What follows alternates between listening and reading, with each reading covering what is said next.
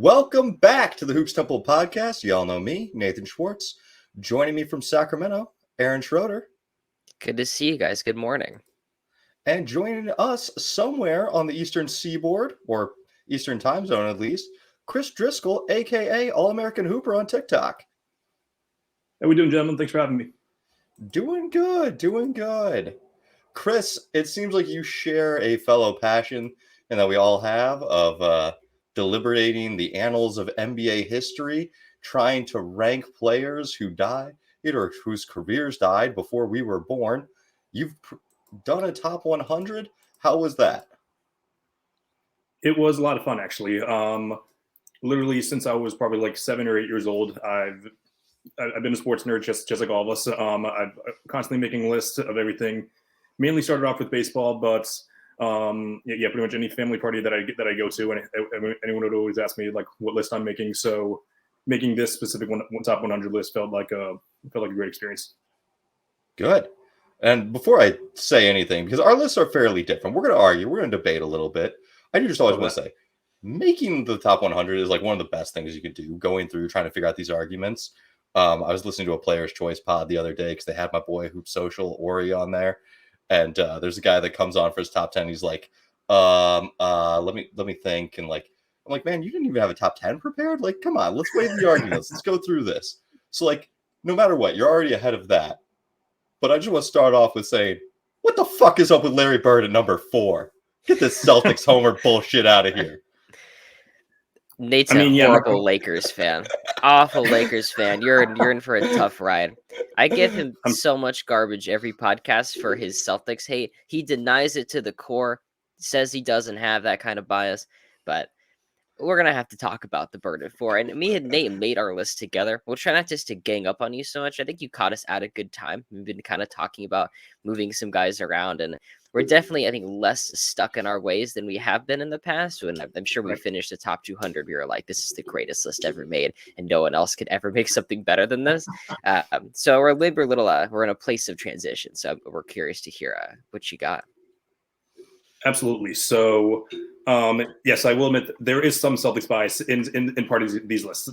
Let's get that part of the way. But however, I will also every single placement does have an argument, and I will make that argument.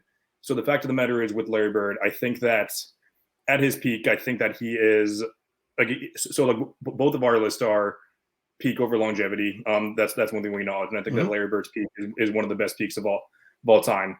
The fact of the matter is, he three-peated with the MVP race. He has the 4th most MVP votes of all time. What is it? I think 4 second place finishes, and even though, like, obviously there's the case of like Shaq and Magic and Duncan having the higher peaks, I do think that the fact of the matter is, both in a big game, like Bird takes over in big games, like very rarely came up short, even if he didn't end up winning the game. And also just the factor between results, and also the fact that I also think he's one of the more talented players of all time, not even for his era, just because offensively he was the best shooter at the time. You could debate that he was the best 3-point shooter of all time at the time, just because it was like a brand new thing. He was second best passer of his era behind Magic, and the best non-rebounding big. So if you combine everything with his MVP results, his rings, his abilities, like as I mentioned, he's probably like the best non-passing guard of all time. Besides, I think it's between him and LeBron, and then the best non-big rebounder of all time. I think it's pretty hard to keep Bird outside of the top 5 in that sense.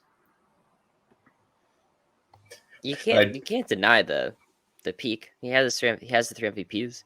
He has that going for him. I fell short in my eyes for Bird, because I had him at 5, like when I first did my list, and he's shuffled down for a while now. But the first thing is, well, we don't value longevity compared to the other like top 10 guys. It is pretty brief, like 1980 to 88, and then the 3 rings are just a little bit short of the other guys in that area, and there are just some more bad playoff moments than other ones, like the 83 series versus Milwaukee or the 82 series versus Philly, where he does come up short. I think it's why I have Magic over him, really. It's just when people ask me that, my response is he's better in the playoffs. He just is. And that's with Tragic Johnson. Although I do want to say, my initial Celtics question, I'm playing into Aaron's caricature of me as a Celtics hater. I'm just surprised to see Bird over Bill Russell within a Celtics fandom base, because to me, what I'm looking at is Bill is the consummate winner. Bill gets you 11 rings. Bill also dominates in a way that I don't think anyone else really does, in the fact that he leads the #1 defense for 12 years? I know he slips one time to the second best defense, which, like, oh man, had an off year. He could only muster up the second greatest defense in the league. Yeah, so not only is it tough to rank some of the older guys all time, it's also very tough to rank Bill Russell specifically, just because even though the sophisticated basketball mind acknowledges that Bill's impact goes well beyond the box score numbers, it's just really tough to determine how do you rank someone who only averaged 15 points a game and someone who like never averaged over 18 points a game in the throughout the regular season. Yes, there's obviously a much bigger picture than that, which is why he is objectively a top 10 player and really should, and where I have him at number 6, I think that's the lowest you can really have him. He's just a very, very tough player to rank, and maybe 6 is a little too, maybe I'm putting him at 6 a tad too low, but I think it's the right spot for him just because we don't know how great of a scorer he really was. Like he obviously did have some games where he popped up, but it definitely wasn't as consistent as some of the other guys. I'll admit me and Nate are out of our minds. I'll admit that we're in we are in a math. But we're right. Like I always have had Russell at 4 even before like me and Nate started doing stuff. But no, it's me and him are an echo chamber. Bill Russell, like we're always been super into that. And in the response to the scoring stuff, I've always said like weaknesses only really matter when they affect your team's ability to win, and clearly that doesn't really have an effect. He led a finals in scoring. Like he has playoff runs where he's the top the leader in assists in the NBA for the Celtics. So there's an offensive impact, and clearly it doesn't really harm him so much. Right. All right. The rest of our top 10 is fairly similar. I think we actually ended up with the exact same players in the top 10. That's Jordan, LeBron, Jabbar, Bird, Magic, Russell, Duncan, Shaq, Kobe, Curry, which means we left out a couple of people's favorites, Wilt and Hakeem. What was your thought process in leaving out both Wilt and Hakeem? So when I made this list last year, so I made a top 75 last year, and then I expanded to the top 100 this year. I actually had Wilt at number 6. And if I'm being honest, both you guys actually probably were a heavy impact on moving Wilt down a few spots, because obviously no one's saying that anyone could score 100. Anyone can score 100 points if you're put in Wilt's situation. Like no one's saying that. Does his scoring volume and does his even rebounding volume at the same time, does that convert to wins? And there's a ton of evidence that says it doesn't, including the fact that once Wilt, I don't want to say he didn't really take a back seat just because he still had the ball in his hands, but he just started passing more. They started to win more. Maybe if he did that early in his career, maybe he would have stolen a couple of Russell's rings, including what year was it? Was it the 62 finals where like it was like a game 7 and they lost by like 5 points or whatever? Or like it was very close. Yeah, maybe 62 conference finals or something. Okay, yeah. But so like maybe if Russell plays the way maybe Wilt plays the way he did later in his career as he did earlier, maybe he wins a couple more rings, then he's a top 5 player, because anyone with those numbers and has a couple more rings, they're obviously going to be in the discussion. So just the fact that his numbers didn't always convert to wins. As far as it goes for Hakeem, I have a very similar problem as you guys have, because even though his peak was very high, he is probably the best two-way big of all time, debatably the best two-way player of all time. But as high as his peak was, like I feel like his peak didn't have enough longevity. Like people like to put him in top 5 discussions and even discussions with Shaq because he outplayed him in the finals.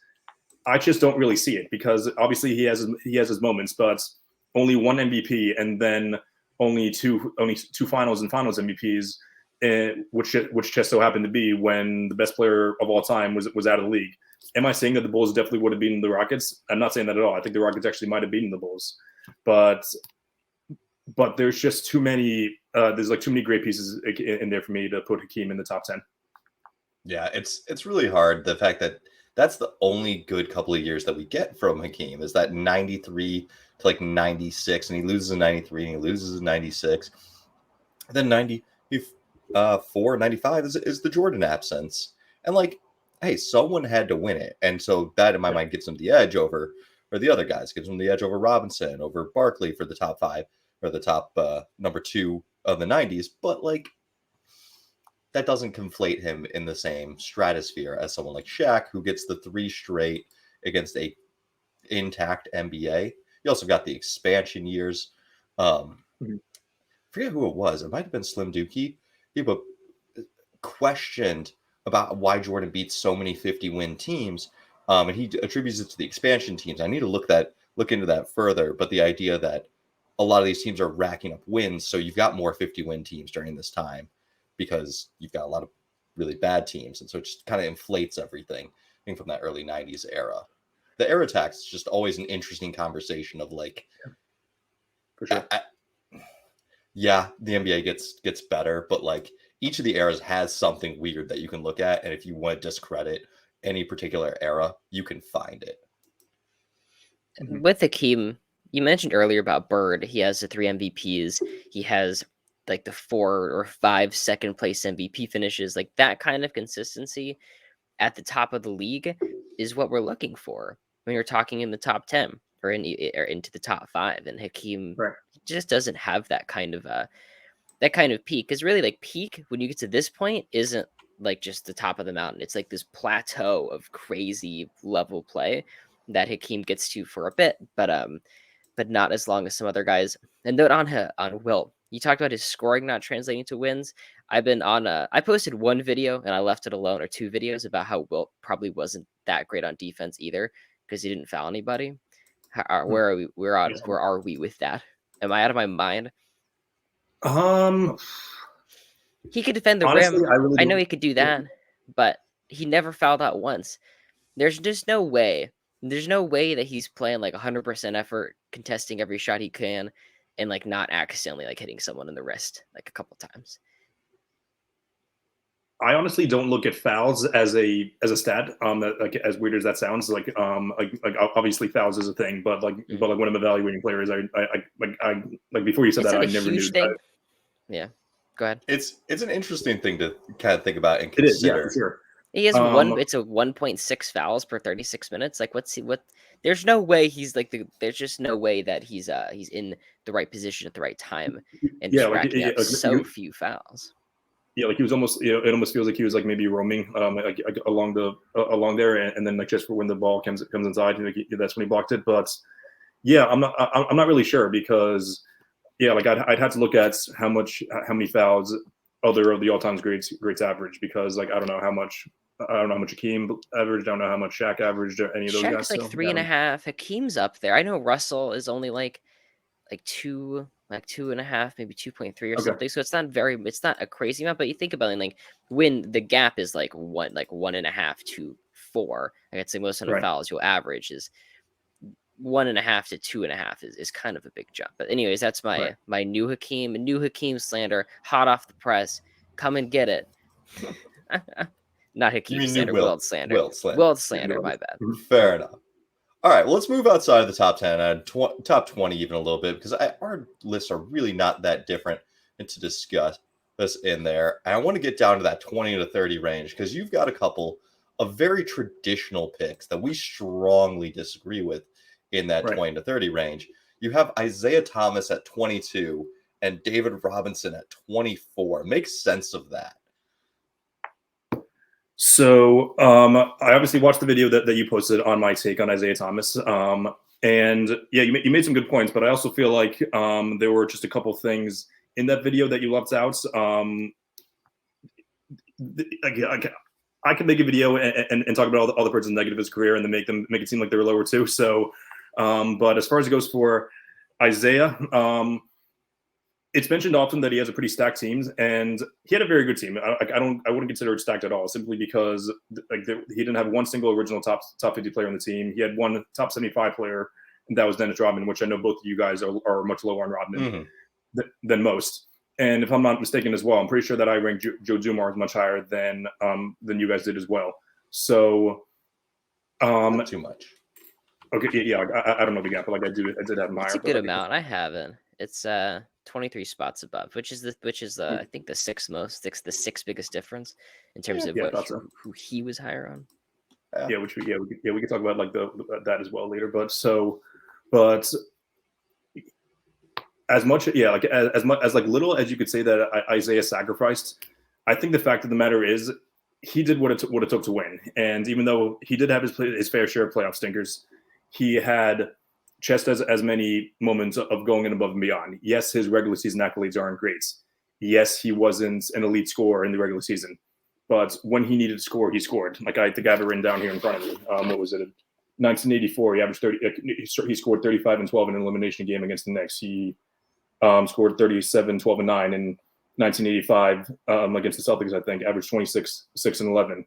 I think it was game 4 against the Hawks in 1986. He had 30, 12 and 10. So even though yes, he does have his fair share of stinkers where he was very inefficient. I feel like his playmaking level was always elite, and when he needed to score, he would score. And I know that blindly saying he beat prime Magic, prime Bird, and prime Jordan is pretty misleading. But when you do look at the full picture and you are going up against the best of the best at their peaks, when he beat some of those guys, it was kind of towards the end of their peaks. But I think that stuff kind of matters. So when ranking Isaiah, yeah. You read stats from 84, 85, and 86. Yeah. When did Isaiah win? When did Isaiah win? Yeah. 89 and 90. Yeah. So he's on the decline, and like that's one of the things we look at is Isaiah when he's as prime. He's not as like, hey, yeah, that's peak Isaiah. Peak Isaiah is 84 through 86. I think we're pretty generous. But I think, yeah. And like to speak to that depth in what is it 90? We have the expansion. Was it the Minnesota Timberwolves? They take Rick Mahorn because Rick Mahorn is the ninth guy for the Pistons, and they just can't protect Rick Mahorn. Rick Mahorn goes on to be all defensive team that year. Rick Mahorn starts not for Minnesota. They end up trading him because he's like, fuck that. I'm not going to Minnesota. Detroit is cold enough. I do not want to go even further. And so like they had this just incredible wealth of depth in this front court. And the front court is really what wins it for them. So that's why I knock Isaiah down. What is your takes on David Robinson? Can I comment on Zeke really quickly before we? All right, awesome. Thank you. It's similar to what Nate said. I think maybe looking for like top 50 and top 75 teammates might be a little misleading, and just they were looking for the wrong things. He had the best defense in the league, or this massive defensive front court, and he has Joe Dumars, and Dumars is the guard making all NBA teams during these championship runs. It's not Thomas, and I think had Jason Kidd or Steve Nash or Chris Paul or a lot of people been able to reduce their role down to that, then you see those championships come in. But those guys were asked to do much more. Having him at 38, I feels about right. He's right below Steve Nash and above Jason Kidd, and he doesn't have close to the regular season standing like those guys do. So I think we're bumping him up considerably, even given that. Go ahead. I don't really know.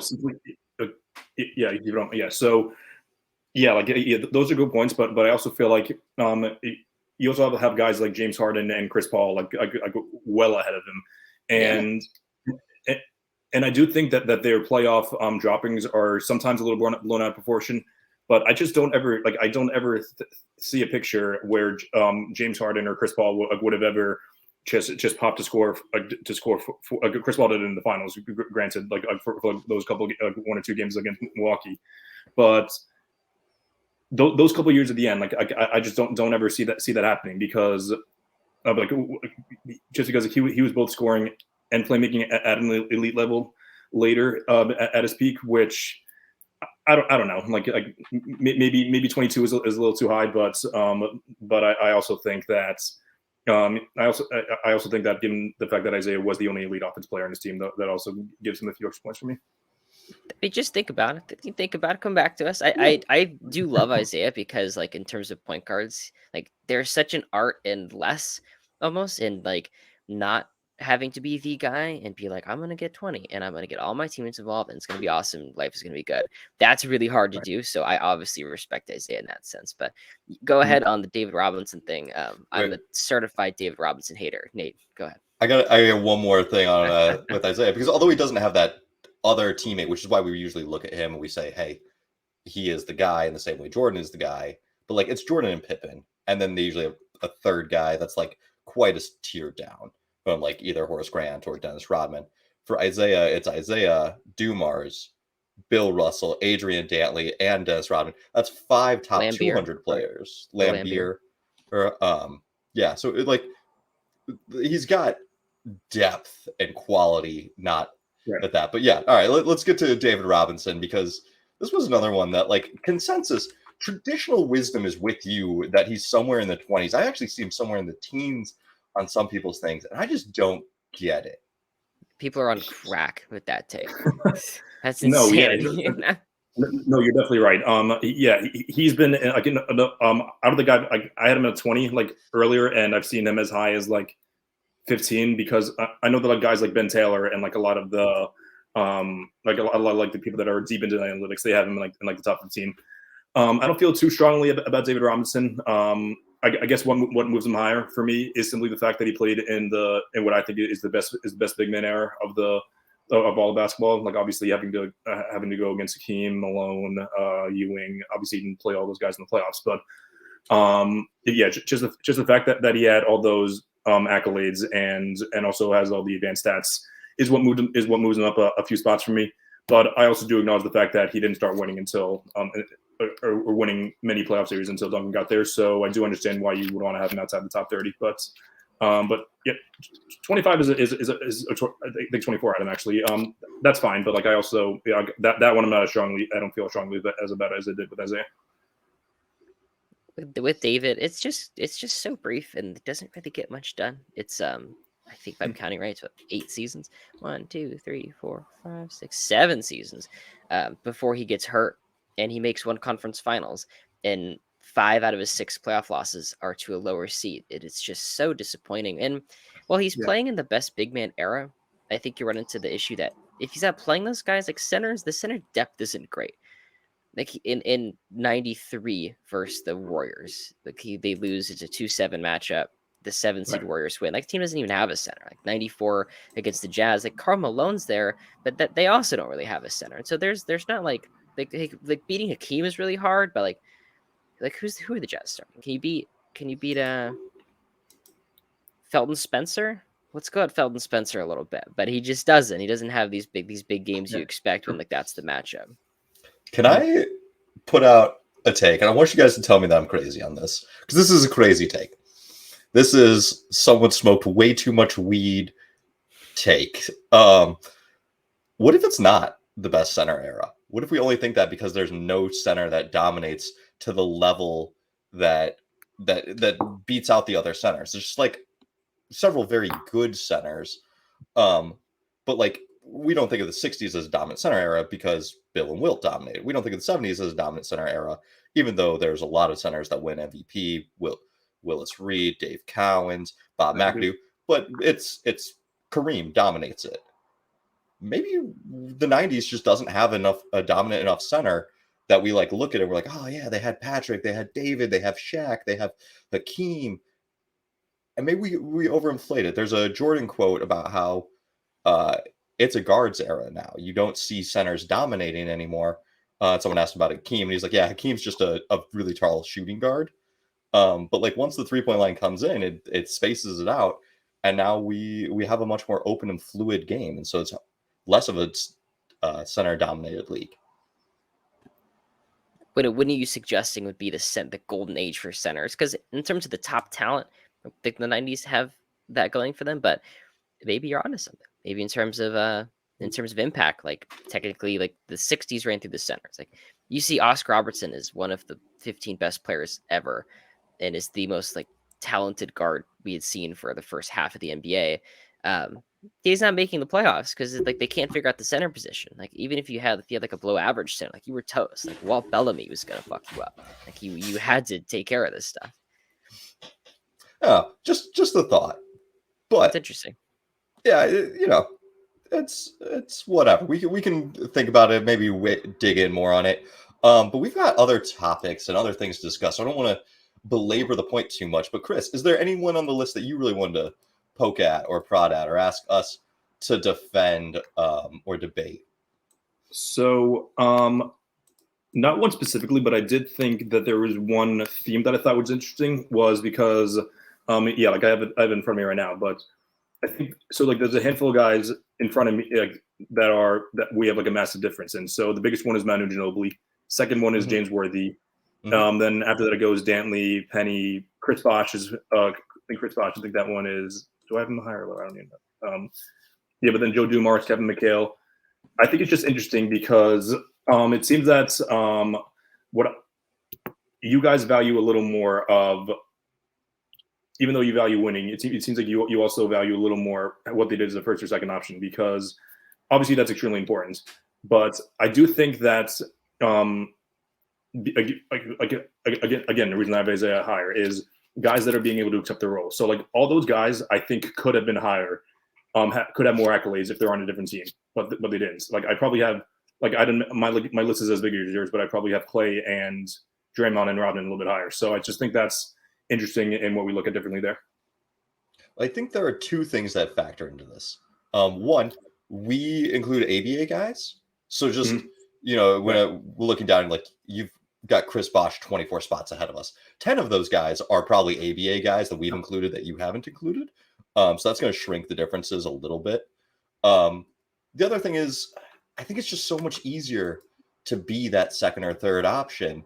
Like the hardest thing is to be the number one option leading a championship team. And like I grew up with a family friend that was an LA Times writer, and he on VHS recorded all of these games.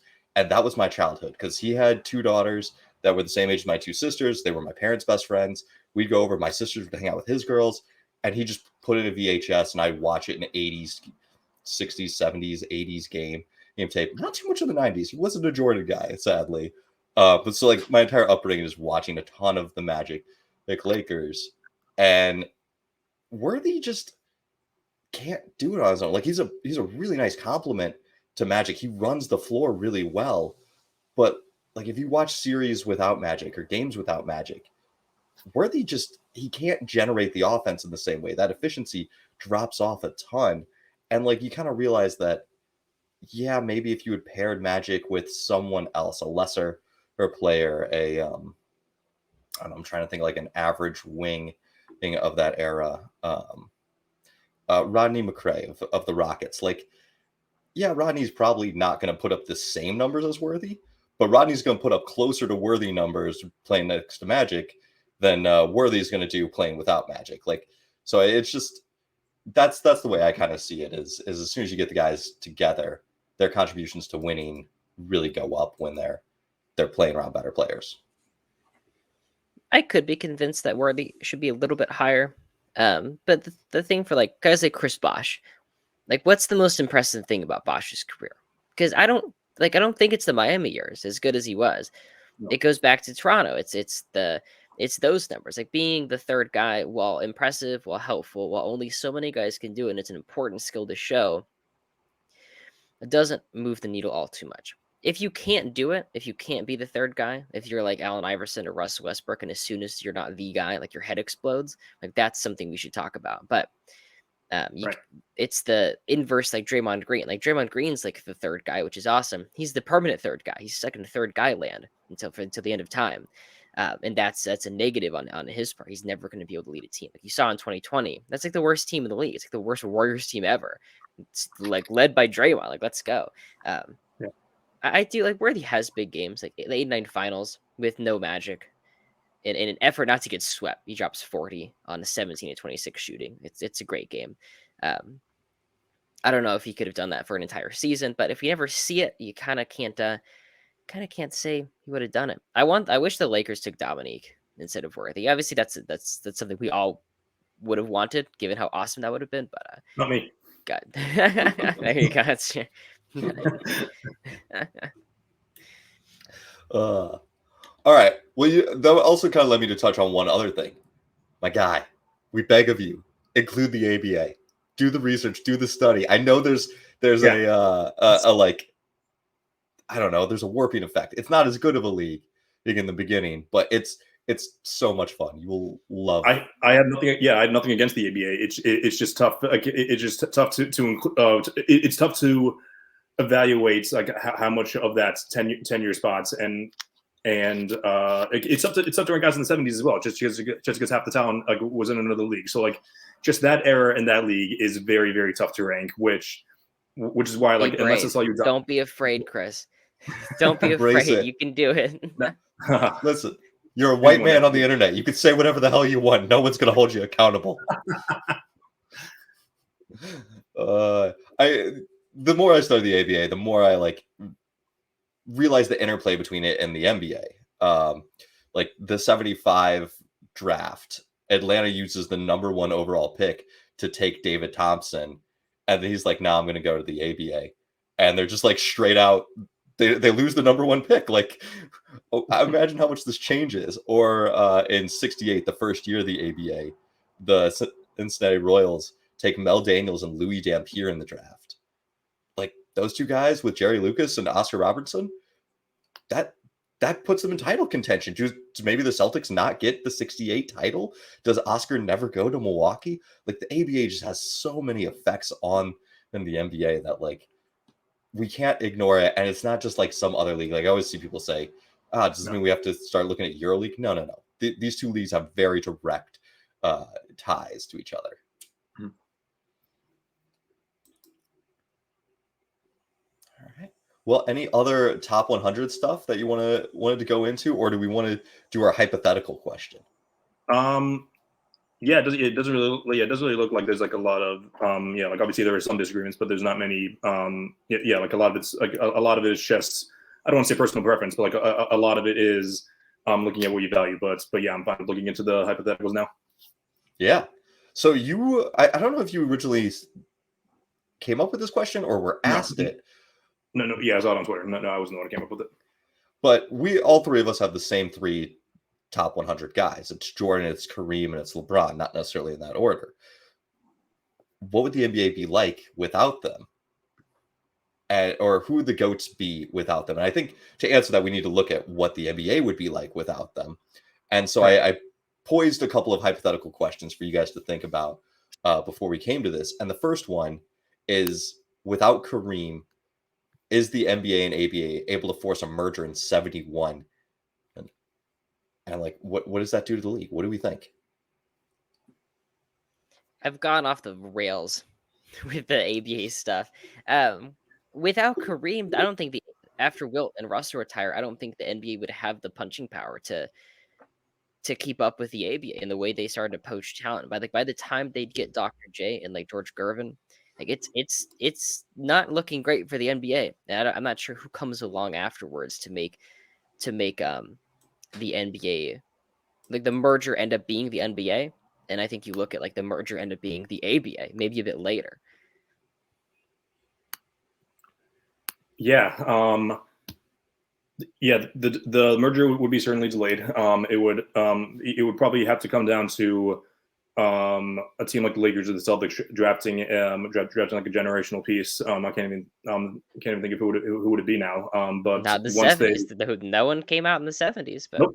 yeah, not in the 70s. No, absolutely not. Yeah, that's what I meant by later. So like unless they, like it would have had to have taken like Magic and like maybe it would have been like when Magic and Bird came to the NBA, and obviously like the league changed forever. Like when the two of them joined the NBA, and that probably would have been the same case. Is like it probably would have been like either around that time or very shortly after was when the merger would probably happen.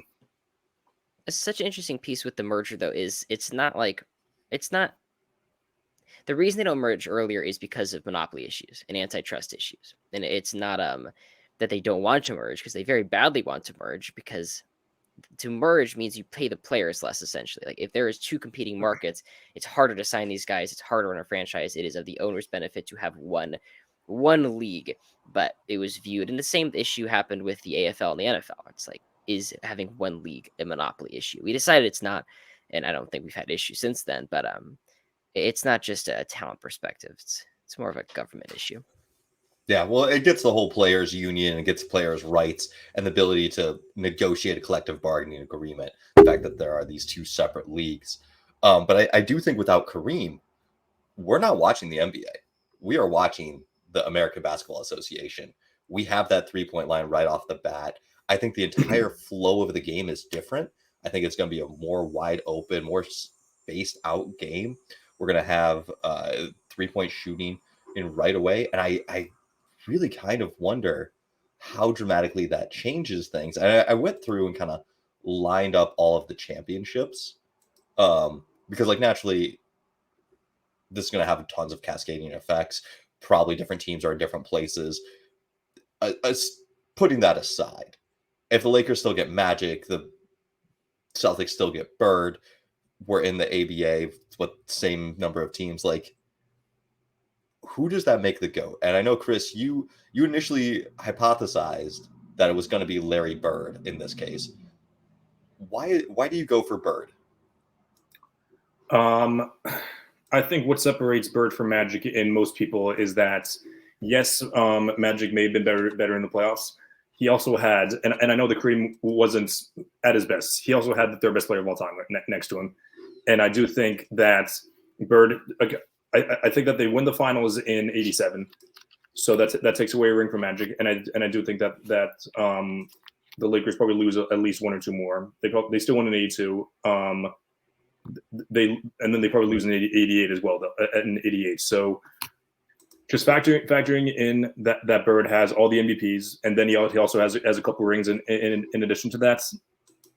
I don't think anyone is as dominant as him, as short as his peak would have been. I don't think that anyone would have been as good as him. And between accolades and winning and skill, he would be the GOAT in my opinion. It's a great argument. Going through it, I had to think about whether the Bird would own the 80s more. The other one was like Kevin Durant owning the 2010s with no LeBron. Like, what's stopping him? I think Durant's career looks a lot different given that, but with Bird, like you're talking about those early, like the matchups with the Lakers being flipped essentially, because the Lakers probably aren't there with no Kareem. Like, he was such an important part. Towards the end, like, he's making all-star appearances, but after '86, like he's very, very old. And we don't really see that kind of contributions. They could probably replace that. So I still think they make the finals and obviously '91, but in '88 as well. And I think they probably still win that one. Magic's in the top 10, we'll still say, but Bird is probably 1 or 2. Well, I think the interesting thing about Magic is then when we get into there's no Michael Jordan, does this now mean Magic gets to control a little bit more of the 90s? Jordan gets the '88 MVP. I think that probably goes to Bird. Bird was second. The '91 MVP, that probably now goes to Magic. Now Magic has 3 straight MVPs for her total overall. He probably also gets the '91 championship. And we touched on it earlier. Do the Lakers maybe now draft Dominique instead of James Worthy? There's still a chance that Magic and Dominique are winning titles in those later years. But I do think, historically, what we know, if things don't change as much, say Jabbar is drafted, he's just not quite as good to kind of keep things in the same relative sphere. Bird probably outpaces Magic, but I think there's a real chance that we consider Julius Erving the GOAT, but at this point, because one, I mean, the ABA is now the superior league. 2, who if they either merge earlier or you don't have Kareem, Julius is getting a second NBA MVP and probably 2 more titles because those 76ers teams early, we no longer have Kareem stopping them. I think that there's a legitimate case that it's Erving stock that bounces up the most. I'm honestly, that's where I landed. And it came from not only is like, does he get the '82 championship or does he get the '80 championship, both over the Lakers, or the absence of the Lakers? You're talking about legitimizing his ABA rings, like 100%. Like, those are the best. Like, because right now you look at those and it's like, 3 straight MVPs in the ABA. One of them is like a co-MVP. and it's also like not the best league. But now that's the better league. That's the league that had all the talent in it. It'd be 4 MVPs in total, and then 3 or 4 championships. And that's about what Bird would be getting in. How many? Yeah, 5. Although Bird would be getting 5, or Bird would be getting 4 straight, 84, 85, 86, and 87, which that is a lot of consecutive rings. Yeah. Okay. I think that's the 1 and 2. Like that's where I landed. It has to be the other. But also like, well, why not like what with Russell? Like we have him at 4. With Jordan, Kareem, and LeBron gone, is Russell's 11 rings now are like insanity. Like no one's like, is anyone go on. So my thing on Russell is what's holding him back from being the GOAT now? It's like he has the 11 rings, he has the 5 MVPs. I know I mentioned my case against him was he wasn't as much of a threat on offense. I think what truly holds him back from most people, and I know that we try not to air attacks, but that's what most people do.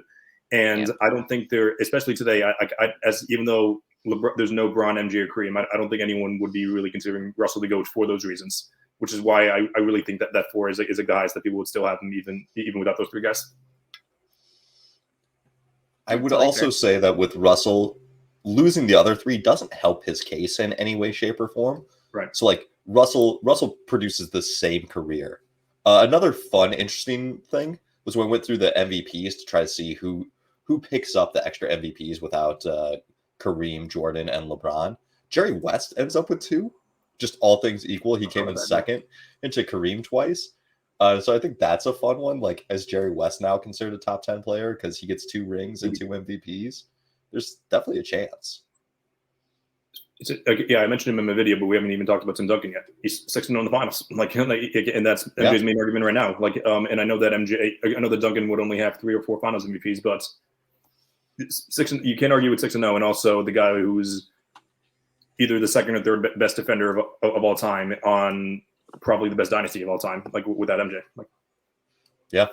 I'll push back a little bit on Duncan, and this is kind of arbitrary, but this is where I landed. So much of that 2014 ring is pure anger and hatred over the 2013 loss. I don't think they go back to back. I know we're trying not to go too butterfly effect, but that I felt like the 2014 Spurs like raged on the Heat because they lost in 2013. Like if they win in 2013, maybe it's like not as big of a deal to them in a sense. Like I think those guys would have rather died than not been able to avenge that Ray Allen shot. Yeah, that's a fair case. So maybe Duncan still only ends up with 5 championships. But the way I kind of broke down championship-wise, Bill Russell still ends up with 6. Kareem, Jordan, 0. How many for Russell? Wilt still ends up with 11. Kareem. Try one more time for me, Nate. What are we talking about? Bill Russell, 11 rings. Okay. That's the first time you said Wilt, and then I don't know. Go ahead. My God. Okay. Fumigated the house today. Still might be some of these teams. Always gotta have something high off his ass on flea bombs. All right, so Bill gets 11. Jordan and Jabbar drop down to 0. With that, Pippen also goes down to 0. I think Magic only gets like 2 rings in this new world. 2. Duncan. Yeah. I like that. I'll agree with it simply because that helps my bird case. But keep going. Yeah. Well, it's just Magic, tough. Yeah. Magic wasn't the driving force for the first couple of rings, and then those later 80s ones, those were really close series. I mean, they go to Game 7 in the Western Conference Finals against Dallas. If you don't have Jabbar, you've just got like a replacement level center in Jabbar's stead. Like 19, I don't know that you get past them. Yeah, I don't know you get past the Pistons. Yeah, Game 6 of 88. Obviously, there's the controversial foul call and who's shooting the free throws. Kareem, Yeah, Kobe doesn't actually get any extra rings. Duncan maybe gets the 1. Shaq doesn't get anything extra. I think Curry might end up with 5, depending on does Durant still join the Warriors. That's the driving force of the argument because of that KD versus Curry argument. Because the reason I had KD ahead of Curry is because I think that Curry ended the Steph versus KD argument after winning in 22. but KD still has the longevity. He's more consistent for longer. He would have had the ring in 2012. KD would have 4 MVPs, by the way. We didn't even mention that part. He finished second place MVP, winning to LeBron. So I think KD would, I don't know if he'd have a go case. He would have a top 3-5 argument, though. Yeah. I think without Durant or without LeBron, one of those Wade seasons might steal one of Durant's MVPs. Just looking at it, there's that chance. It's hard to know for certain, but like butterfly effect. So I tried to go a little bit looser with some of these. I thought one thing really interesting is looking at the 90s without Jordan, there really is no second dominant team. I've got the Lakers picking up the 91 ring. I think the Knicks actually take the 92 ring. They played the Bulls a lot better than the Blazers did. I think 93 goes to Phoenix, 94, 95, Houston, 96. I think Seattle gets it. 97 is Utah. And then I do think 98 is going to be the Indiana Pacers. I think they were a superior team than the Utah Jazz. Really? The 98 Jazz are pretty good. Yeah. Interesting. They win like 64 games. Yeah, they're old as shit, though. Pacers played the Bulls a lot tougher. They forced them to game 7. Their overall statistics, if we use the Bulls in the playoffs as a measuring stick, Indiana outplayed Utah. So we don't have like a direct they played each other comparison. And then I think the regular season series was split between the two teams. That's kind of how I based these, is who played better against the champion. Yeah, that's an interesting way of looking at it, because the Jazz would have busted the Pacers. I'm sorry, Nate. You think Karl Malone is going to run around and chase his Reggie Miller? He doesn't have to. They were the best offense in the league. They're by adjusted offensive rating, that 98 Jazz are one of the best offenses ever. I think like top 10. Then why don't they play the Bulls better? Why did the Pacers? They took them to 6. What are you talking? They took the 98 Bulls to 6 games. Pacers took them to 7. Yeah, that's true. That's a 1-game difference. I'm not gonna go there. And also, game 6 came down to MJ hitting the most clutch shot of all time. So it's very close. I won't die on it. 50-50. Yeah, 50-50. Although I do think it's an interesting case for Reggie, and that's I think a lot of those guys. You get Barkley a ring, you get Peyton a ring as the number 1 guy, as opposed to what is 06 ring as a starter with the Heat. It's an interesting hypothetical to think how this changes. But all right, so I think we have either Bird or Russell. Let's start that over. We have either Bird or Julius Erving's probably number 1. Right? I think I'm gonna have to skip this part of the video when I'm showing my dad this, because he might have a heart attack of any argument for Dr. J over Bird. But okay, that's deep Celtics hatred or Sixers hatred. Yes, he's a very typical 80s Celtics fan. Yes, very deep hatred for the Lakers and the Sixers. Well, here, let me make it better for him. Maybe in this hypothetical, Julius never leaves the Nets. That's true. Maybe this is this is the super her team ABA era, because they've killed the NBA. So, just hypothetical. Maybe your dad is a little bit happier with that. I think 3 and 4 sounds like we're going with the combination of either Duncan or Russell in there. Probably. Yeah, I'm gonna go. I'd go Duncan. Nah, I'd probably go Russ, Duncan, and then Durant. Honestly. Yeah, Durant with the 4 potential MVPs.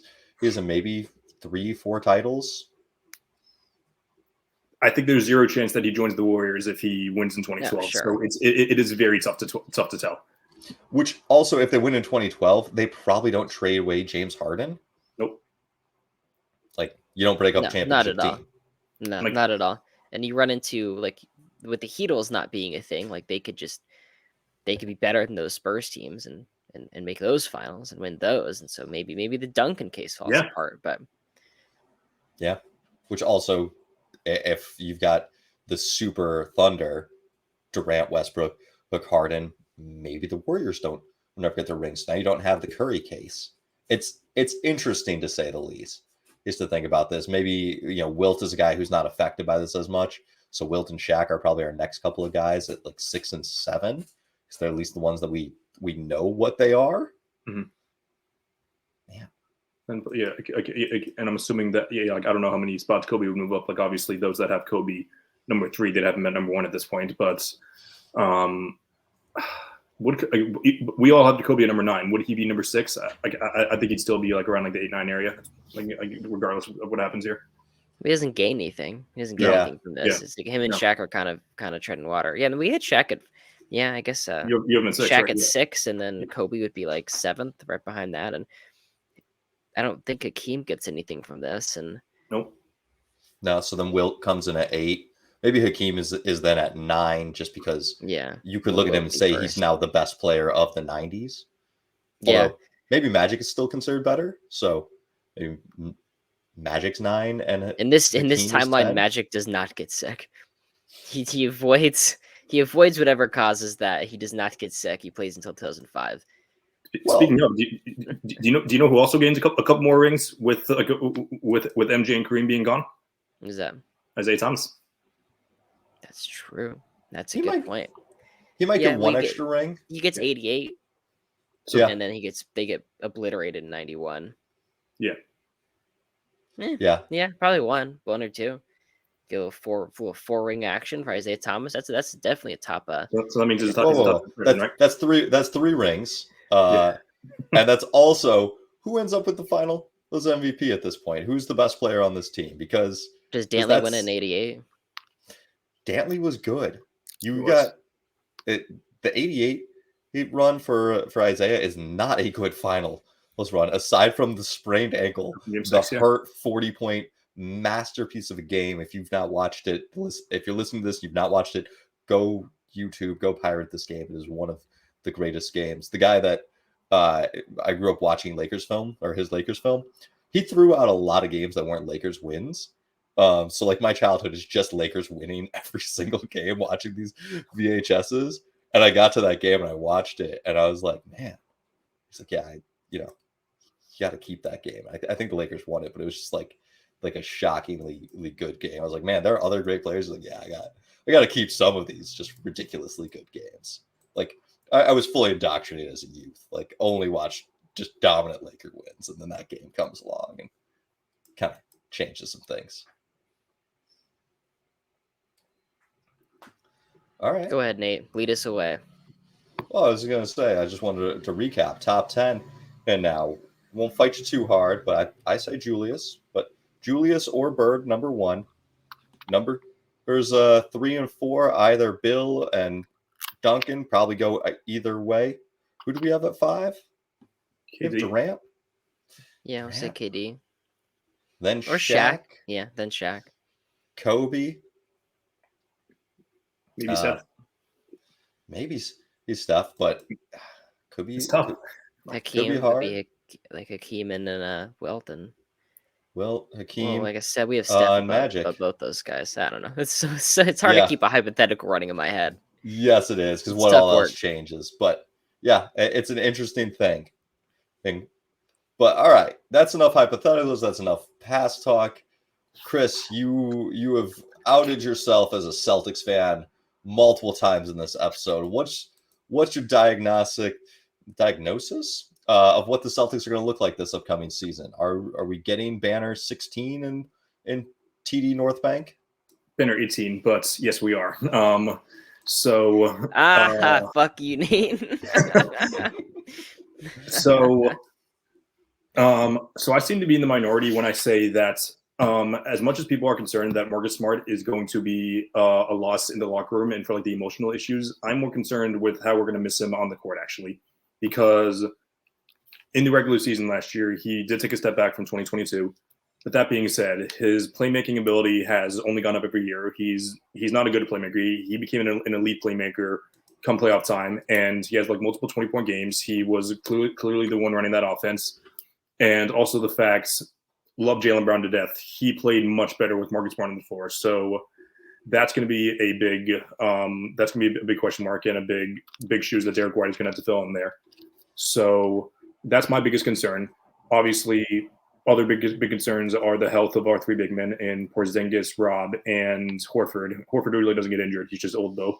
So those two things are the big concerns. But if things work out, I'm not concerned about White, Brown, or Brown a little bit, White or Tatum at all. And I think that the Tatum and Porzingis pick and roll is gonna be one of the best in the league. I would say maybe even second to LeBron and AD. So I would say out of the East, I think the team that I'm still most concerned about is Miami, simply because they're probably going to get Dame, and obviously Milwaukee is always going to be a threat whether or not they underachieve in the playoffs. So I do like our chances. I do think that they're the favorites to win the East as of now, and the finals. Who knows what'll happen out West? Like obviously the Nuggets are the favorite as of now, but anything can happen out there. Interesting thought about the pick and roll with Tatum and Porzingis. I wasn't expecting that to be where you were going with this, because I don't think of Porzingis as that much of a pick and roll guy. Like I know he had really good post up stats that's last year, but I was trying to pull up what his roll numbers were. Some pick and pop stuff. I mean, it's with Tatum having the ball in his hands. With the roll guy can do anything. Like it's going to be pretty dangerous if he can pop, if he can roll a basket. I'd be interested. I had him at 53 wins, and then I ended up getting bullied into adding more wins for the Raptors, and so I took him down to 52. I have him as a 3 seed behind the Bucks and the Cavs. Like I'm so optimistic. Honestly, I would have had him like 56, like 57 wins, but the Kristaps injury, like the foot injury, like they may just not have that guy. Like that might happen where he rolls out there, fucks his foot up, and he's just gone. He's not exactly a beacon of health. He's already got the plantar fasciitis already going on. Yeah, only thing with that I'll say is that I do think that the fact that KP played more games last year than he has since he tore his ACL, I think that's a sign of optimism, and yeah, like his foot is obviously going to be a concern, but I'm hoping that if Rob and Al stay healthy as well, then he won't have to really play on it too much. But let's see what happens there. Yeah, fingers crossed. I do think it's a worthy gamble to go for, because I don't think if they had run it back, they were going to have success. And like I think the Porzingis move both raises the ceiling and lowers the floor. Yes, like there's a chance that this just implodes and he's not healthy and Rob Williams isn't healthy, and Derek White's been good, but they end up missing Marcus Smart a lot more than they anticipate. I don't know that they completely fall below 40 wins. Like I don't. Even with as much wild injury history, like as long as Tatum and Brown are healthy, you're still getting 45 wins. But I do think that it could be disappointing, and it could be a championship. I think they've reopened that window that wasn't looking as open the last couple of years, or last year at least. Well, like every championship team ends up makes a move a move that like it's usually pretty polarizing. Like obviously the Bucks gave up a lot for Drew Holiday. The Raptors obviously traded for Kawhi. Not everyone would have done that, given the fact that he was coming up in injury season. Obviously, KP has more injury concerns, but yeah, I'm hoping that this is the move that puts them over the top, because I still say, like, I don't think I would have done that trade. Like, Marcus Smart is one of my favorite players of all time. I think he's best perimeter defender in the league with the lead playmaking. Those guys don't grow on trees, but at the same time. And as much as I wanted to say run it back, you got to be willing to make risks to win a championship. And if it doesn't work out, then it doesn't work out. But obviously Brad's going to have to face the splashback for that if they end up losing. So let's see what happens there. It got stale. I feel like what Boston was doing got stale, especially in the half-court offense in the playoffs. When that started breaking down, and it was just so Tatum and Brown ISO heavy. Like the Celtics could rain threes like no other team could, but when those weren't falling, it was like, what do we do now? Like what's our game plan, guys? And Porzingis has such an interesting like depth piece in terms of a guy you actually can like throw the ball down low to, and that can really space the floor. Like he takes pretty deep threes out there. I loved the trade, honestly. I'm scared because of his foot, but I thought it was a great move. Yeah, I hope you're right, but Yeah, like it's really it's always tough to trade a guy that's been with the team and has loved and he's loved every moment here as well. Like they've made the playoffs every year. He's been three-time all defensive player of the year, and it'll be interesting to see what's happened. And one thing I didn't mention is that the coaching addition of Sam Cassell I think is going to be huge as well, because even though I don't think that Joe Mazzulla was as bad as a lot of people say he was, I do think that there was a clear lack of experience there, because not only was he promoted, head coach was fired. Greg Hardy, one of the assistant coaches, had to step away. That other, I forgot his name. David Stoudemire?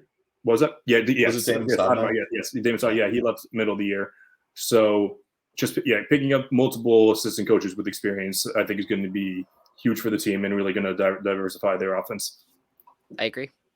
The coaching part is huge. Go ahead, Nate. They did lose one of my favorite things. I think every championship team needs one of these, and that's a just complete crazy person.